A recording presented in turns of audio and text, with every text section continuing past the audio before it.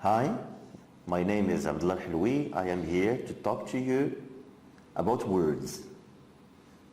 Ancient people used to believe that at the beginning was the word. At the beginning of every process of thinking, there must be words.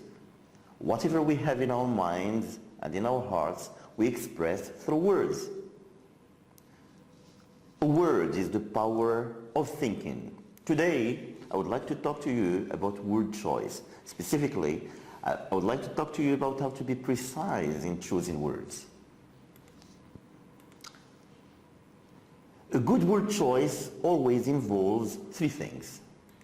It involves being able to look critically at words and that select ones that are active, powerful, energetic, expressive of what we have in our hearts and in our minds.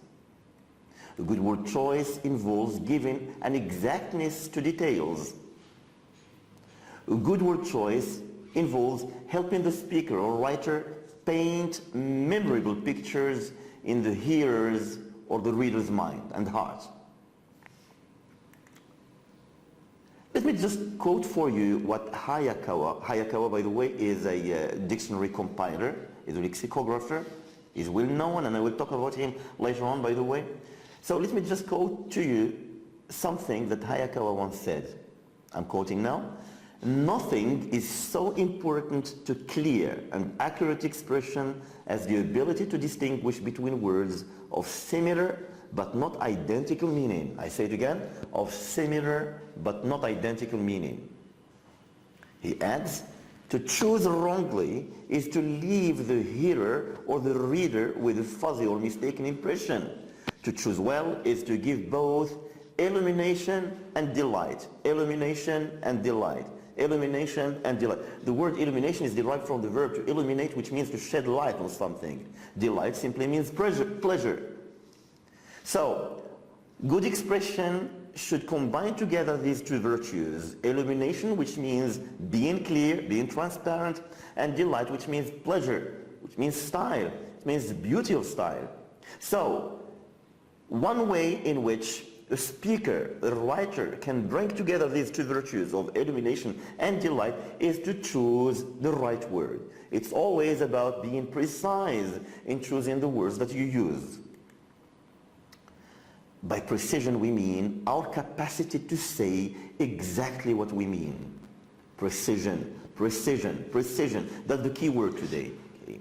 Choosing the right words and putting them in the right context in the right time is what we call precision.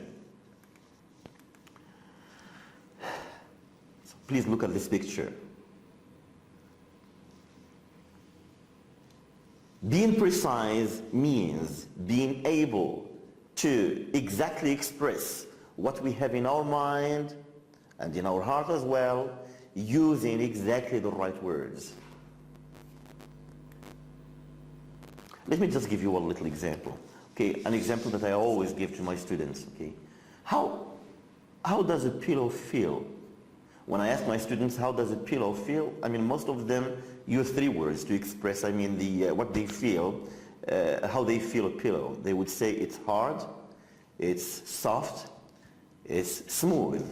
But most of my students would not go beyond these three vocabularies. A part of what you know when you know language is that you are able to use the right vocabulary in the right context. If we want to talk about a pillow in English, we use many other vocabularies, not only the three. For example, a pillow may be fluffy, full of fluff, as you can see in this picture. A pillow may feel billowy, as you can see in here. Billow means smoke. Like if a pillow is full of smoke. A pillow may feel puffy, like this one, puffed up. Okay. Most of my students, at least, do not know these vocabularies, although they are necessary to express how a pillow feels. A part of what you know when you know language is that you know these words, and you know to use them in the right context, whenever you need them. Precision means expressing exactly what you have in your mind or in your heart using the right words. Precision is being able to make the differences between these words to use them precisely, with exactitude. Let me give you a second example if you don't mind. Okay, how do things taste? Well, when I ask my students, most of them, they would say, it tastes good, I like it, it's sweet, but they would not, most of them would not go beyond these, poor vocabularies. In English, we can talk about something which is salty, from salt. In English, we can talk about something hot. Hot here has nothing to do with the temperature, it means spicy. We may talk about something which is sweet, which you know. You may talk about something which is sour. We may talk about something which is chocolatey, it tastes like chocolate. We may talk about something which is tangy, which means it's sweet and sour at the same time. We may talk about something which is burnt, like for example when you eat the tagine, at the bottom of the tagine it feels like burn and you like it. You may, something like water for example may taste tasteless. So all of the vocabularies is a part of the vocabulary equipment that you should have to be able to express yourself well, with exactitude, with precision. Precision means being able to make these differences when you need to use them. Precision, being precise in your word choice. Precision means using the right word in the right context. Now, to be more specific in my explanation of word choice, let me give you some more specific examples and see how we can benefit from our language equipment to express ourselves well. Take the following sentence. You say, urban life in Casablanca scared her and she went back to her small village. Look at the verb scare. It means to frighten someone. Urban life in Casablanca scared her, and she went back to her small village. Now, remember, ladies and gentlemen, that word choice is always about looking at words critically. By the way, the word criticism, is derived from a Greek word which is krinos. And the word krinos in Greek means the right judgment. So looking at words critically means to make the right judgment about the words that you use in a particular context. So look at the word scare. What do you think about the word scare?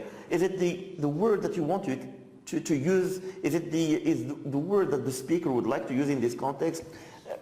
Maybe yes, but wait a minute. The problem with the word scare here is that we don't feel the speaker. Well, when you say urban life in Casablanca scared her, this means that urban life in Casablanca is scary. What we are talking about here is not the feeling of the person, but Casablanca. Life in Casablanca is scary. But how about her feeling? How about the feeling of the person who is talking now? Okay, we can improve on this sentence and say something like this. Urban life in Casablanca intimidated her, and she went back to her small village. Now, there's a slight but important difference between the verb scare and the verb intimidate. Scare is about the thing that scares you. When you say urban life in Casablanca scared her, it means that urban life in Casablanca is scary. But when you say urban life in Casablanca intimidated her, it means that urban life in Casablanca is scary and it affected the feelings of the person that we are talking about. That she has fear in her heart. That she does not want to live in Casablanca anymore because she fears it. She is intimidated. So the verb intimidate means that we feel the person we are talking about. But still there is a little problem. Even we feel her, but we don't know the consequences. So if you like, the verb intimidate is a feeling word, but it's not a consequence word. It doesn't tell us about the consequences of this intimidation. That's why I would like to improve on this word. Look, what we are doing is that we are trying to look at the words we're using critically. Remember, the word criticism is derived from the Greek word krenos, which means making the right judgment. Now, the verb intimidate expresses the feeling, and in this sense it's better than the word scare in this context. But still, it doesn't tell us about the consequences of this feeling. If we say, urban life in Casablanca daunted her to daunt someone. So, when we say daunt, we mean that she was intimidated, that Casablanca is scary, she was intimidated, and that she had to run away because of this intimidation. So, we feel her, we feel this person we are talking about, and we know the consequences, because the verb daunt means, because of fear, because one is intimidated, they run away. So in this context, what we need is not the verb scare, is not the verb intimidate, but the verb daunt. Word precision. Word precision, ladies and gentlemen, means being able to make these differences when you need to use them. This is what we call precision. The writer of this sentence, or the one who produced this sentence, did not only want to say that Casablanca was scary, did not only want to say that this lady we are talking about is intimidated, but he or she wanted to say all these things plus something else, which is that she had to move from Casablanca because of this fear, this anxiety she had in this city. We call this word precision. Precision in word choice. Precision. Precision is the key word. Let me give you some more examples, ladies and gentlemen. Take this one. Shy and embarrassed, the boy handed the flowers to his girlfriend. Well, it's very easy to imagine. Shy and embarrassed, we are talking about person. The boy handed the flowers to his girlfriend. Now, let us look critically again at the verb hand, to hand. I can hand a paper. I can hand a bottle of water. I can hand anything. But what we are talking about here is someone who is handing, giving, using hands, flowers. But how? He is shy and he is embarrassed. You can feel, the scene in this case. I'm taking a bouquet of flowers and I'm handing them, but in this way. So it's funny, but the word hand is not really the word that we would like to use in this context. The problem with the word hand is that it's not forcible, because if you are shy, if you are embarrassed, then you would hand things forcibly, like this. Okay. So the problem, we are looking at the verb hand critically. The problem with this verb is it's not forcible enough. What should we say then? We can say something like, shy and embarrassed, the boy pushed the flowers to his girlfriend. Well, the verb push is forcible, but still there's a problem with it. I can, for example, push a desk. I can push it. So it involves this idea of dragging, of continuity. Okay. So, but this is not what I imagine. This is not what I want to say in this context. I don't want to say that he, pushed the flowers. He did not push them. In fact, he handed them forcibly. So the problem with the verb push is that it's forcible, but it's not sudden. It's continuous. So that's not the right word to use in this context then. What the picture that I have in my mind that I want to share is not exactly what we express by the verb push. In English, there's a better word for this. And the verb is, shy and embarrassed, the boy thrust the flowers at his girlfriend. So it's the verb thrust at. You thrust the flowers at his girlfriend. So what is good about the verb thrust is that it is both forcible and sudden. The verb hand is forcible but not sudden.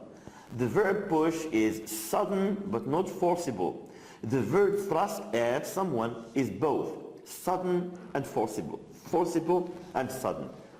It must be the right word then to express the idea that we have in our minds. This is what we call word choice precision.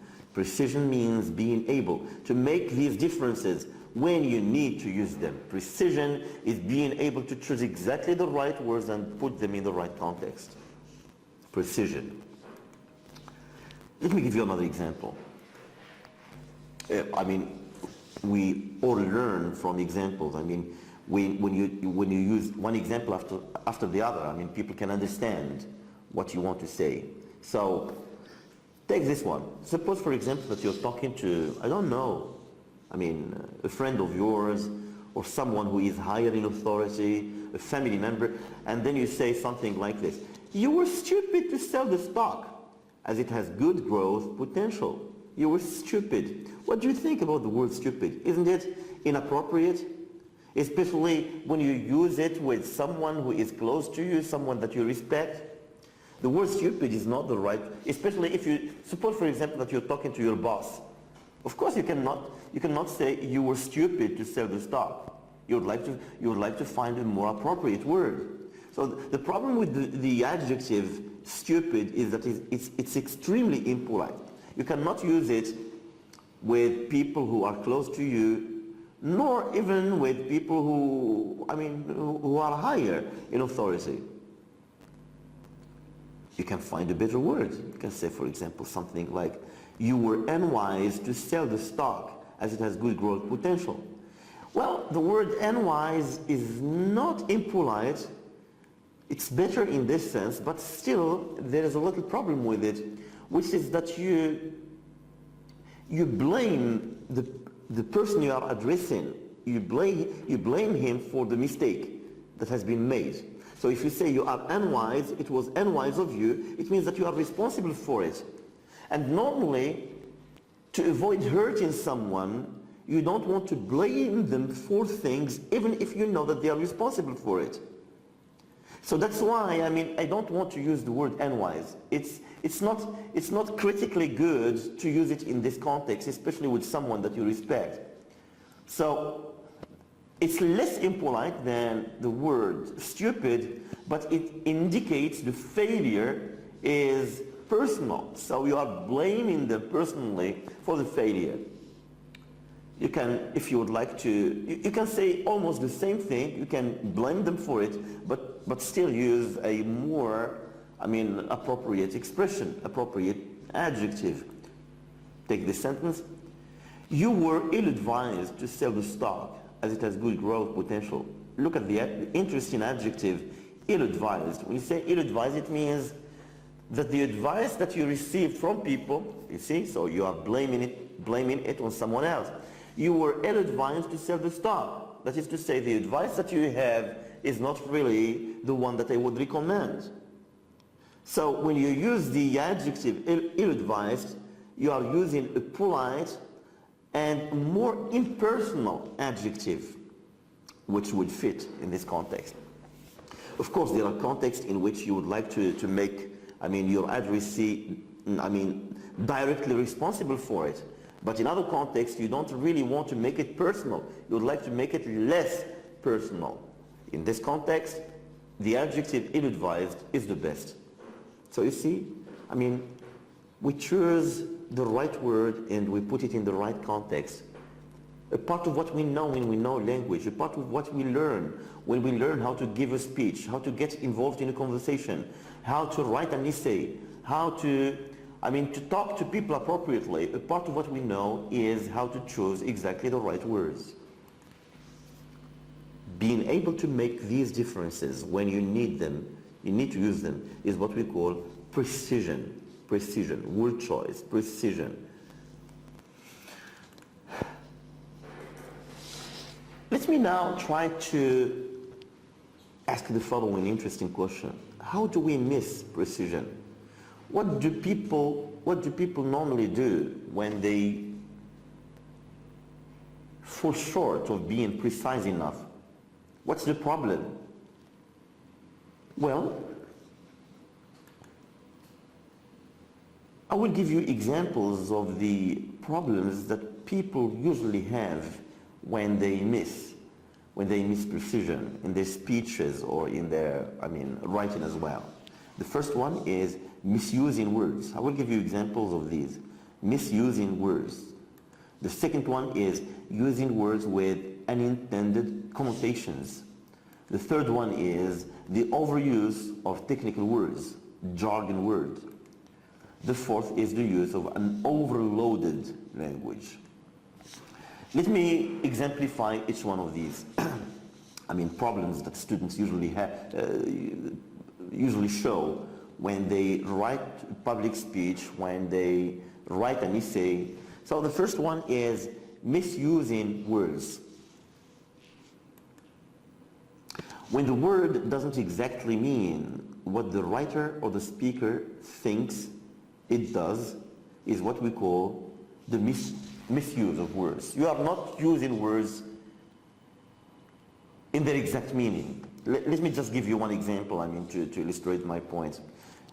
Suppose, for example, you write the following sentence, and in fact this is a sentence that was written by a real student.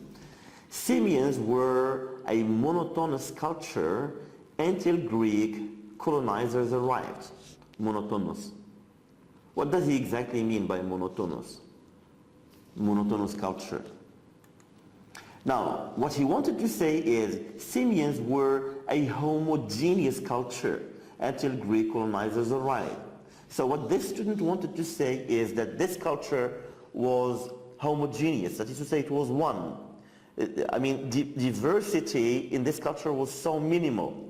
So, this student was confused by the prefix mono, thinking that in this context, in this word, in this adjective, monotonous, mono is expressive of the idea of being one thing, of having a minimal level of diversity, which is not the case. So, a part of what we do when we learn a language is that we would like to look up the dictionary and make sure about the meanings of words that we use. I will come back to this point later on, because what I'm doing right now is that I'm explaining to you the problems, and later on I will tell you what the solution for these problems is. So one of the problems that we should learn to avoid is misusing words, trying to look up the meaning of the word in the dictionary so that we can use it in its, real meaning, so to speak. The second problem is when we use words with unwanted connotations or meanings. Now, let me just give you one example again. A student wrote this sentence. I sprayed the ants in their private places. What does he want to say by, what does he mean by private places? In fact, in English we don't say private places for ants. Humans can have some private places, but not ants. So for ants we say, I sprayed the ants in their hiding places, not private places. The word private has, a specific connotation. It's usually related to human beings, not to animals, not to insects, okay? For the ants, for example, I should not talk about private places, but about hiding places. Another problem that students, show in their writings and their speeches as well, even in their conversations, is, and this is a really serious problem, especially here in Morocco among our university students, okay, is the overuse of jargon or technical terms. There are different reasons why people would like to use technical terms. Sometimes I want to use a technical term because it's necessary, because it's the only way to be, to express the exact meaning that I want to express. But other people would like to use technical terms just to impress.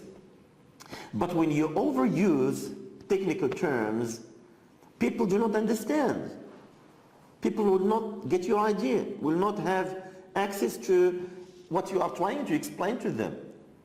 So the use of technical terms may not be the right things to do in certain contexts.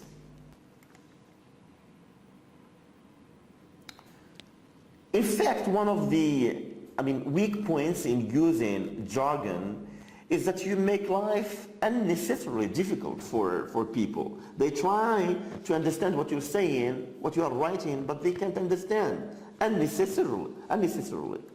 Okay, let me give you one example. Look at this sentence that was written by a student. Look at this one. The dialectical interface between Neoplatonists and disestablishment Catholics offers an algorithm for deontological thought. Wow, that's too difficult for me to understand.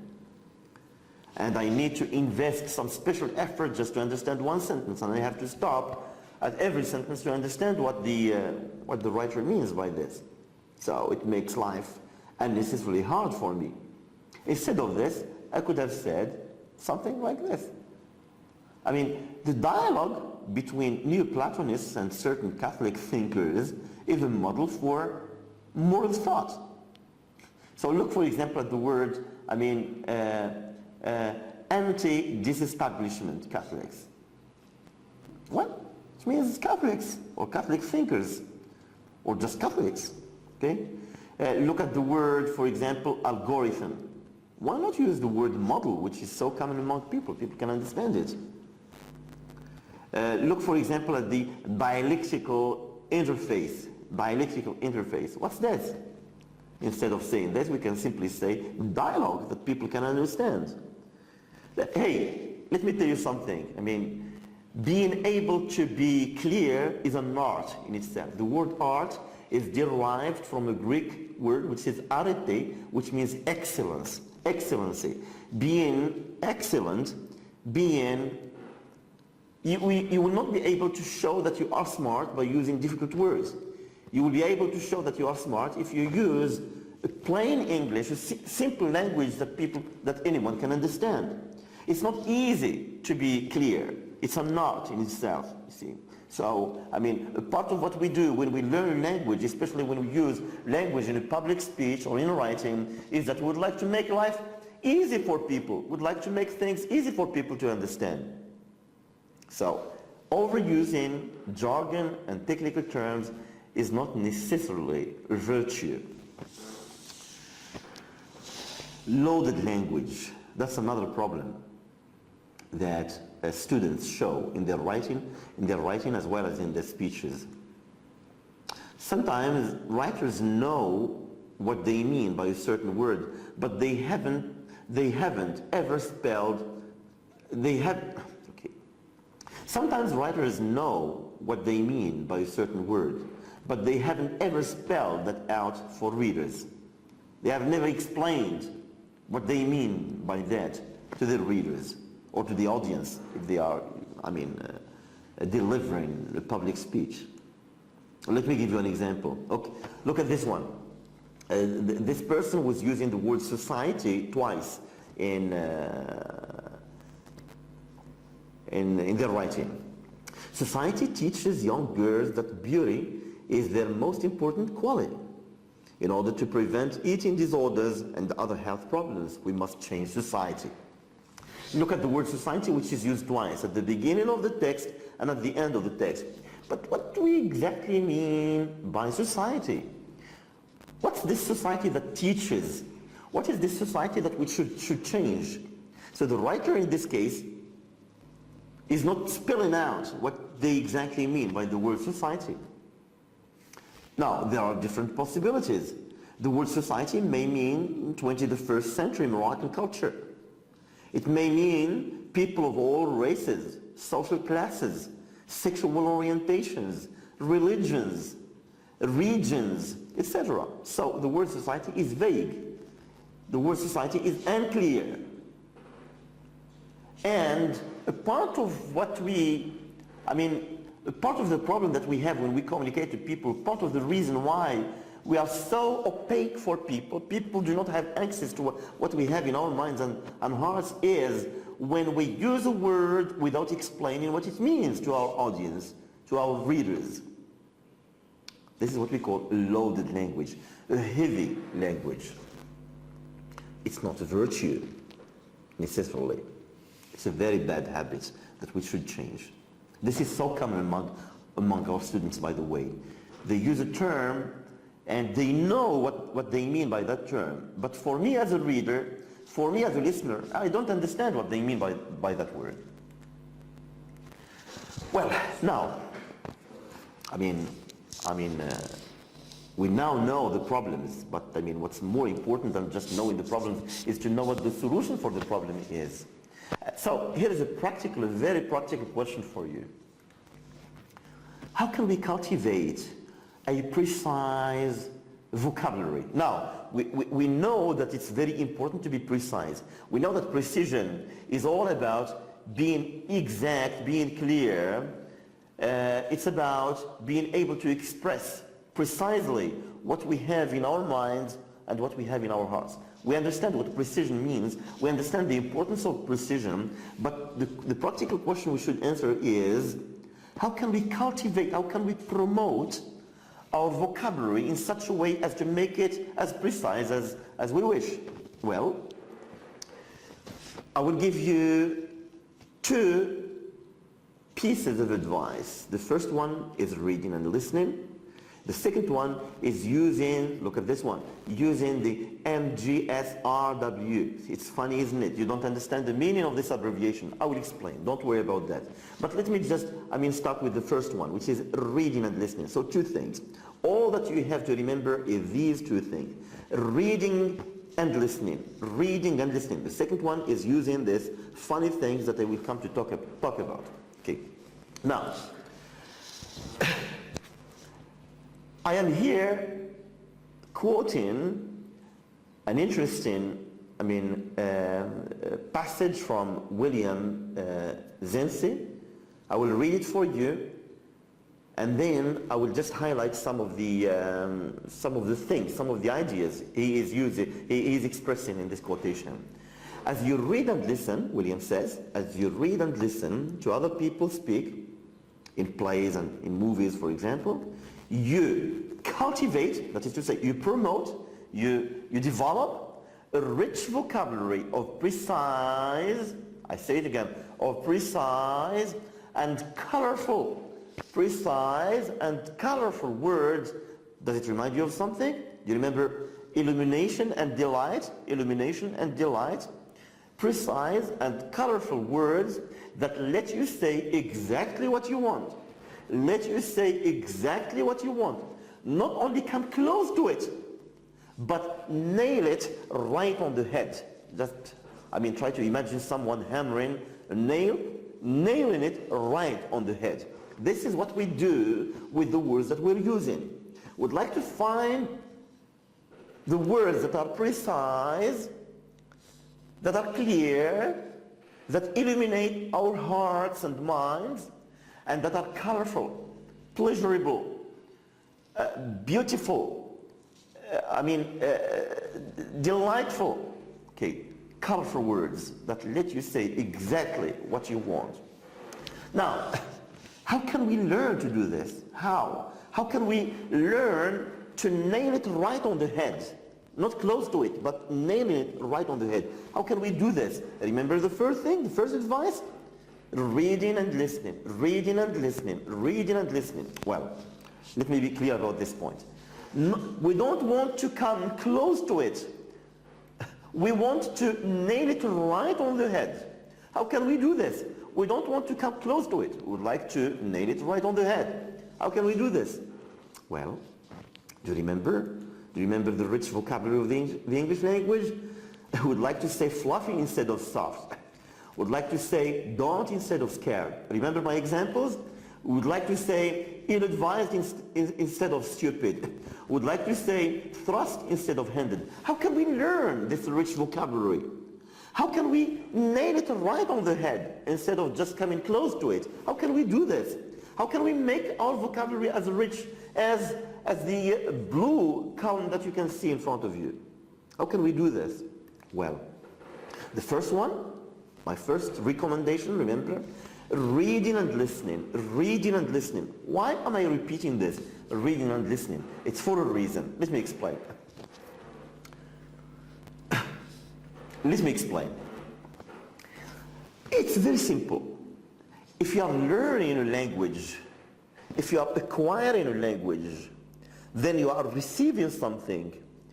And when you learn the English language, there are only two ways, two channels that can get some vocabulary in your head.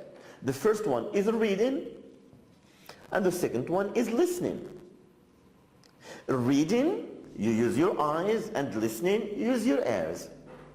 Hey, let me just tell you this. You will not be able to learn a language by attending some grammar classes.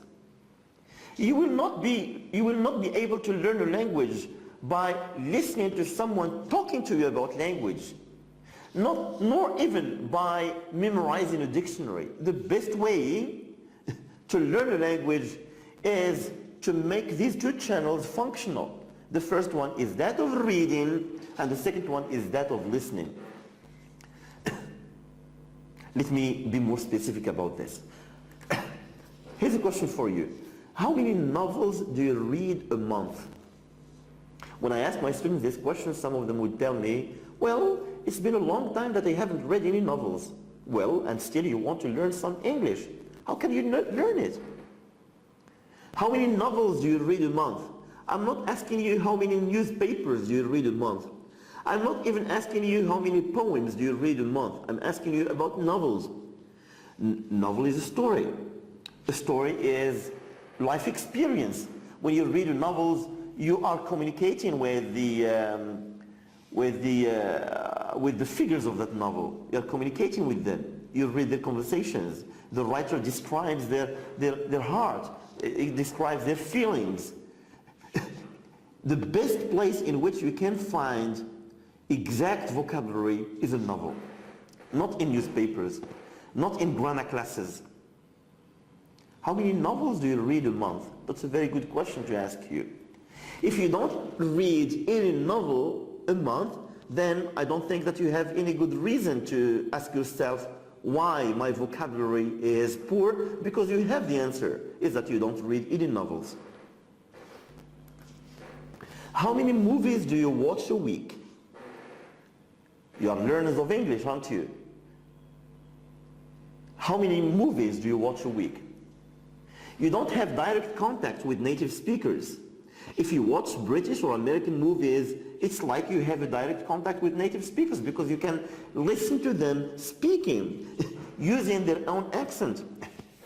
When people communicate, they communicate in different situations.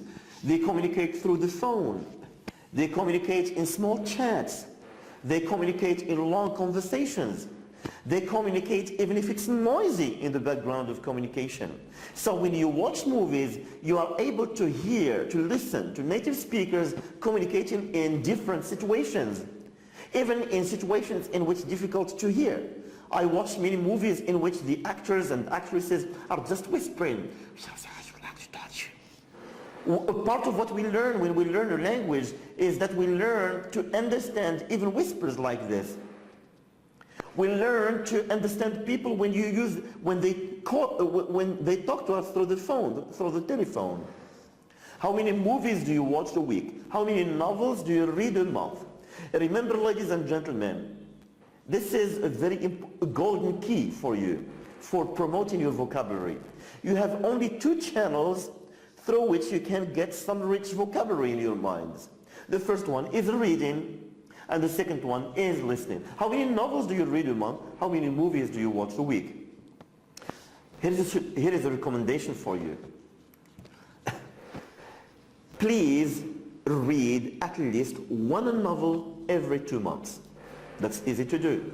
One novel every 2 months.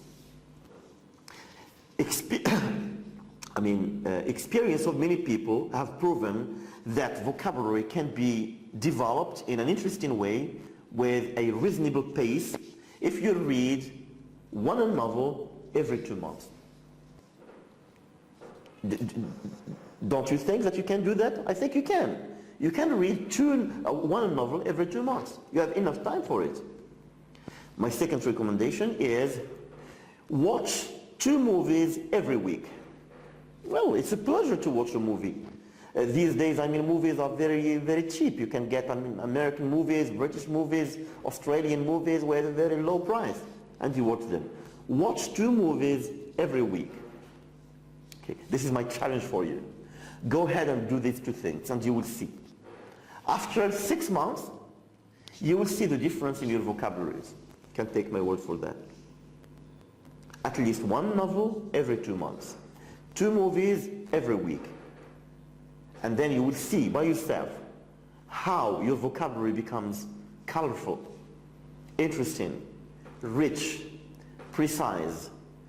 You will start to notice by yourself that you are able to express, to criticize the words that you are using, to eliminate the words that do not really express what you have in your mind and heart. You will see the difference by yourself. At least 1 novel every 2 months, 2 movies every week. The second recommendation is this MGSRW. In fact, this is just an abbreviation for a very interesting kind of a dictionary, okay? It's an abbreviation for Modern Guide to Synonyms and Related Words, which is edited by Hayakawa, the same person that I quoted at the beginning of my lecture today, okay? Why am I mentioning this, Modern Guide to Synonyms and Related Words? Why is it so important? I will explain. How do we use this dictionary, after all? Okay. Suppose, for example, that you have a vague word in your mind and you want to make it precise. Suppose, for example, that you want to say something like a silent moment. A silent moment. You're in a forest, for example, and you would like to talk about a silent moment. But then, you start criticizing the adjective silent because really it does not express what you want to say. That's not exactly what you want to say. Not silent moment.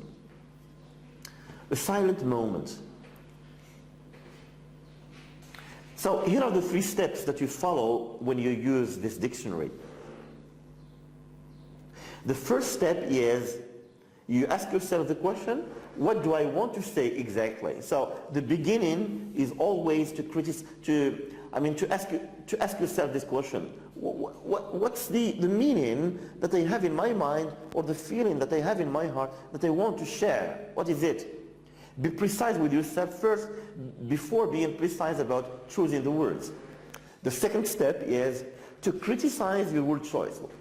You have chosen the word silent, but what's wrong with the word silent? I don't feel that really this is what I want to say. I don't feel that this is my heart.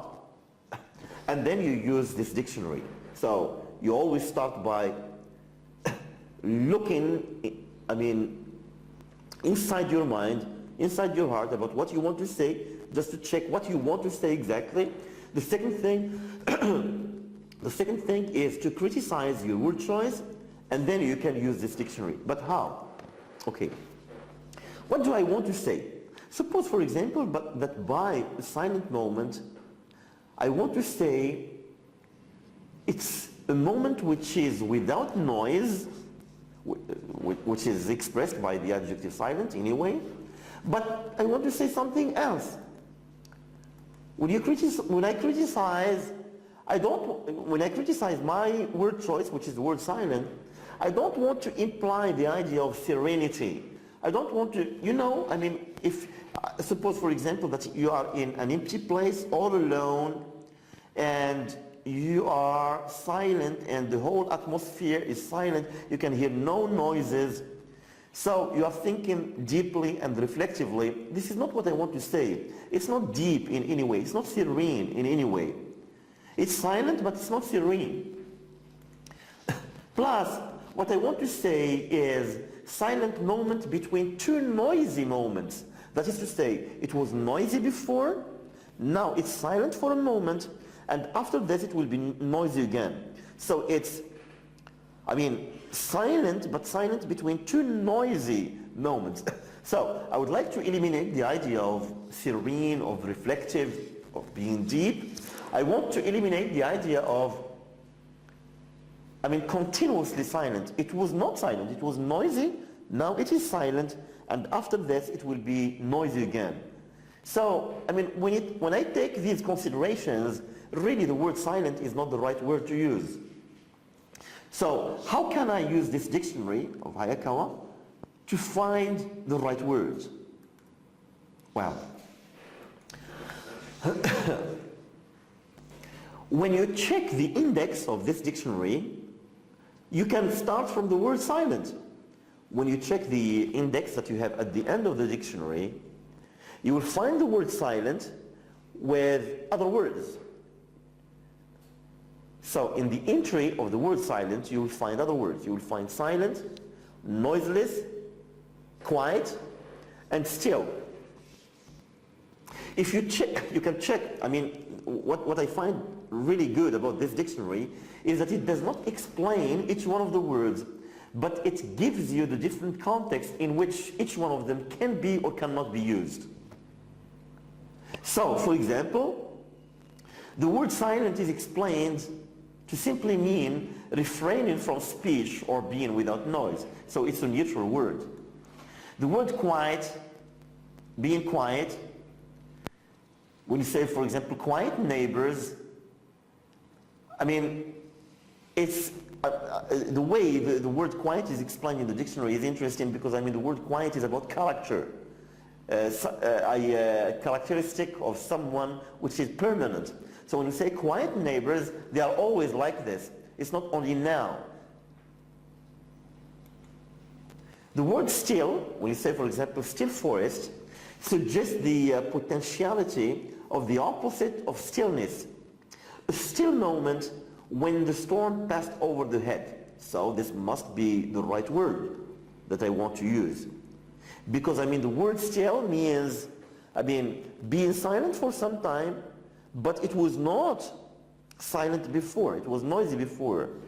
And it will be noisy later on. Look at the example which is given in the dictionary. A still moment when the storm passed over the head. When the storm passed over the head. But before and after, it was not that still, it was not that silent. So the word still is probably the word that I would like to use. So certainly still is the word that you wanted to use in this context. Not silent, not noiseless, not quiet, which is about character, which is permanent.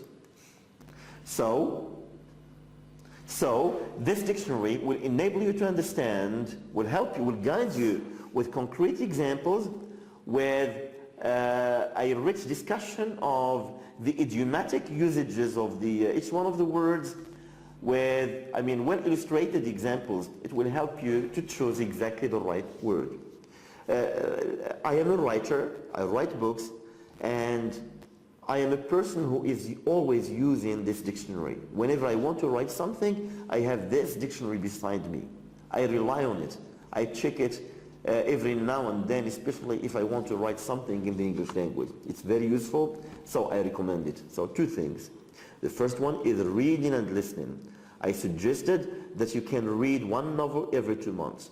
The second thing is listening. I recommended watching 2 movies every week, which is doable. You can do, especially that you have access to movies these days and with very cheap prices.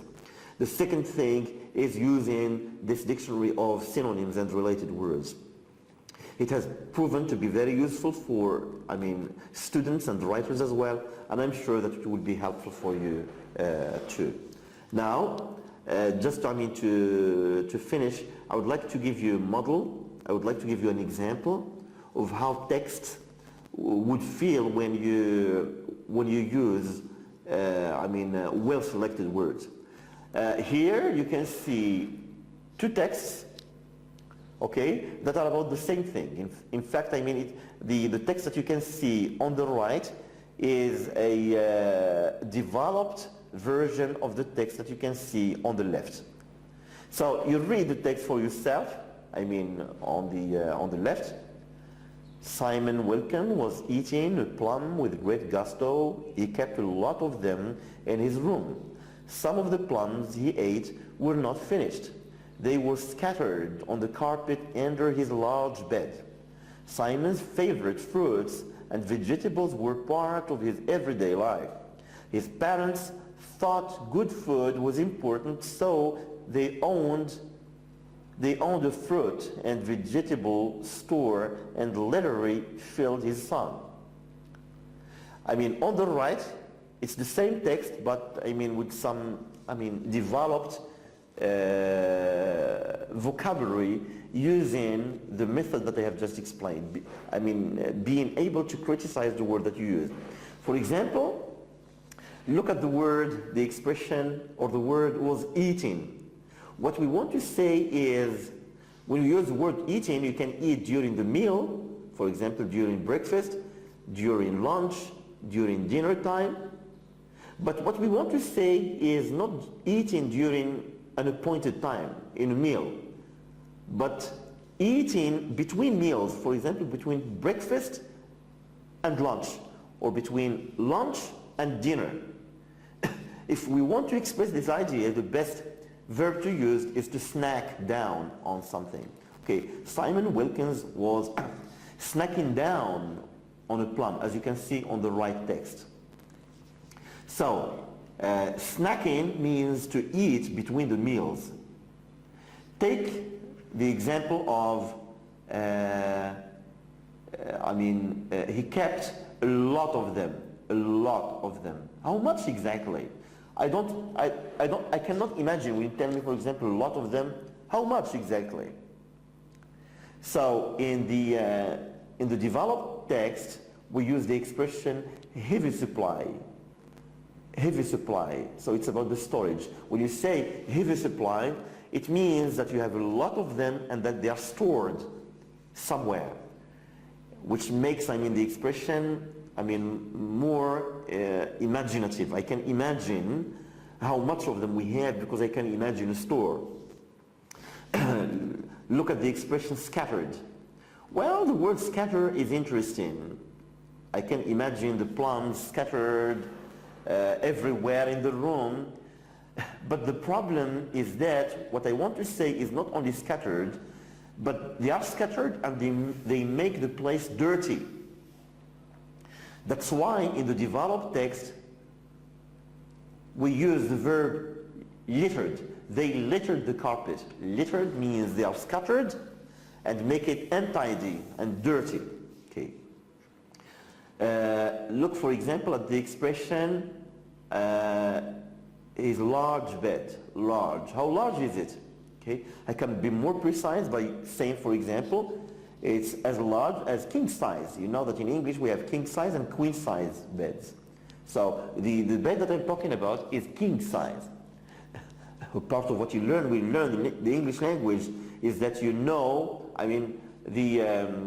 largeness of king size. It's 1.9 meters by 2 meters. So if you say king size, an English speaker knows how large it is. Take the example of the word food. The problem with the word food is that it can be any kind of food. But what I want to say is healthy food. When the food is healthy, not unhealthy, it is called nutrition. Nutrition. So the word nutrition is more precise than the word food. Take the expression, and literally filled his son. Okay, I can understand what it means, but it's not imaginative, okay? I would like to find a word that can, trigger my imagination. I can say, for example, and literally stuffed his son until he burst.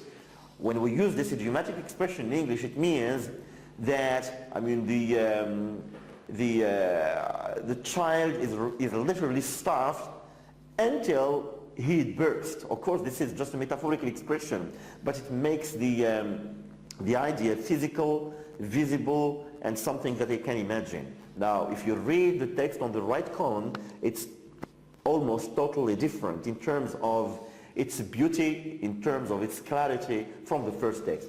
Simon Wilkins was snacking down on a plum with great gusto. He kept a heavy supply of them in his room. Some of the plums he ate were not finished. They littered the carpet under his king-size bed. Simon's favorite fruits and vegetables were part of his everyday life. His parents thought good nutrition was important, so they owned a fruit and vegetable store and literally stuffed his son until he burst. Thank you very much, ladies and gentlemen.